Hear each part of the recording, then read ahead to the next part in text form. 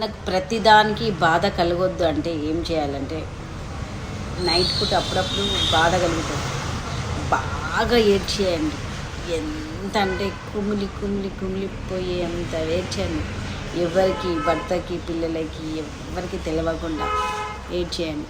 ఎన్ని ప్రాబ్లమ్స్లు ఉన్నా అంటే మనకు నచ్చినా నచ్చకపోయినా కొన్ని ఉంటాయి. ఎంత మంచిగా ఉన్నా ఇంట్లో వాళ్ళు, మనం ఎంత మంచిగా ఉన్నా ఇంట్లో వాళ్ళకి కొన్ని నచ్చవు, కొన్ని అడ్జస్ట్మెంట్ కాలేము. అలాంటప్పుడు మనకి ఒక బాధ అనిపిస్తుంది. అంటే ఏడిస్తే ఏంటంటే మన కన్నీళ్ళన్నీ అంటే ఇంకిపోయే వరకు ఏడ్చాలి. అసలు ఏడుపు అనేది అంటే ప్రతిదానికి రియాక్ట్ అవ్వడం, అంటే చిన్న విషయం ఏ చిన్న విషయం వచ్చినా మనం రియాక్ట్ అవుతుంటాం అన్నమాట. అంటే బాగా ఏడుపు రావడం. అసలు అలాంటి దానికి రియాక్ట్ అవ్వద్దంటే మనము బాగా ఏడ్చి ఆ రోజు ఒకసారి ఏడ్చినాం అనుకో, మినిమం 1 నెల వరకు మళ్ళీ ఏడ్చే అవసరం రాదు నాకు తెలిసి.